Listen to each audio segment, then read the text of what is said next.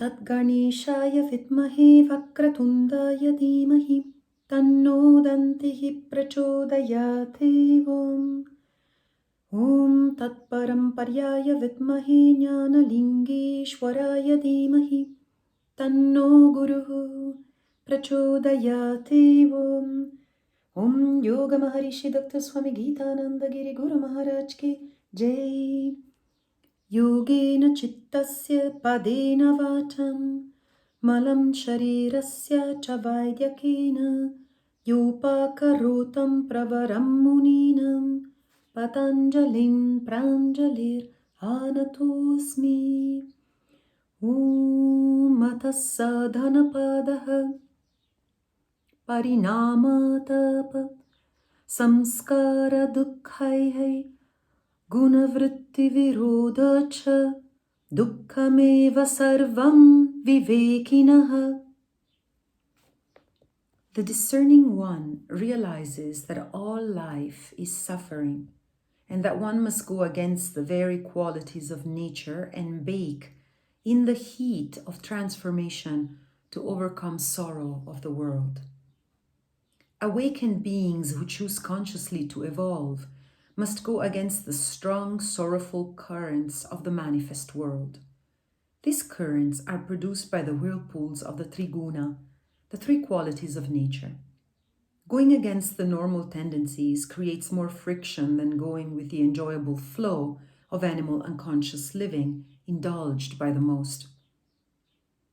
Transformation is painful indeed. Change is fearful. Better a known demon than an unknown angel. This is seen in the growing pains of little children, but the same pains accompany all change, whatever be the stage of life. People often criticize and revile against the yogic path because as they walk on it, many afflictions, klesha, come to the surface. The afflictions were always there, but they were dormant. Hence, people were just not aware of them. Awareness, especially in the beginning, brings a sense of sorrow and pain, for one starts to become conscious of everything we didn't see earlier. This is why Maharishi Patanjali tells us that everything is sorrow. For the one endowed with a discerning intellect, this is not a negative statement, but on the contrary, one of the highest truths. The fluctuations and modifications of human nature, the guṇa-vritti, are related to the suffering due to our worldly habits, saṁskāra dukkha.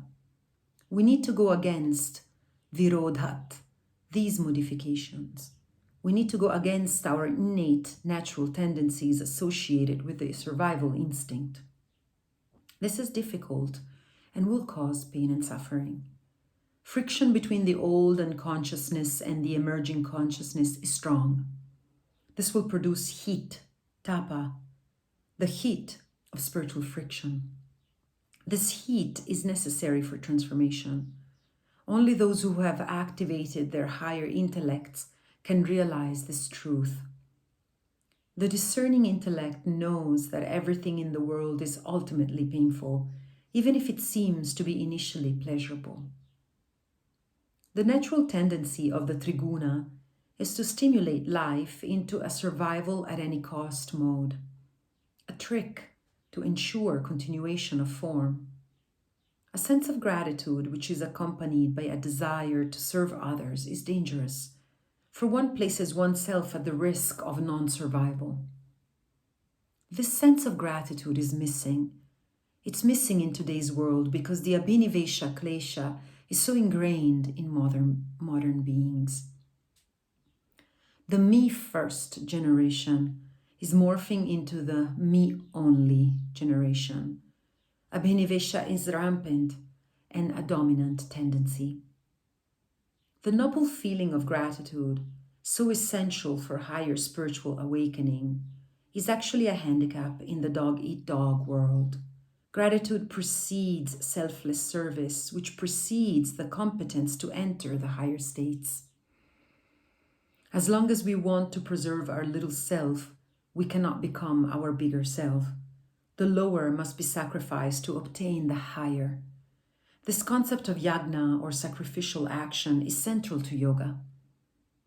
We must give up all of the absorbing desire for survival and develop gratitude. The sacrifice of the lower animal instinctive drive for the higher noble emotion of gratitude will help us to move from the bestial nature to the divine. Yajna, or the principle of sacrifice, is the message of all sages of India. This sutra is truly important. The heat of transformation and the experience of pain may raise doubts and fears in the sadhaka about the validity or viability of the path of yoga. Once the spirit breaks free of the animal conditioning, resistance will manifest. The sadhana is a long process. Maharishi Patanjali helps us to understand the difficulties we must face by pointing out that all is suffering, except for the highest state of evolution and consciousness. When we first feel the heat and pain of transformation, the immediate impulse is to stop the practice and somehow escape the unpleasantness. Maharishi Patanjali clarifies that this disturbance, confusion, and difficulty is actually necessary, and it is a necessary part of transformation. To reform, one must first take something apart. The pieces can then be reformed in the manner one chooses. Patanjali makes it clear that one must not stop, but instead bravely face all of the difficulties of the gigantic leap one is trying to make. This challenges our tāpa, the fire that bakes the clay pot. If the pot is not baked properly, it will not hold the waters of sweet, pure consciousness. Om loka samasta sukhino bhavantu sarve janaha sukhino bhavantu. Om shantihi shantihi Shantihi Om.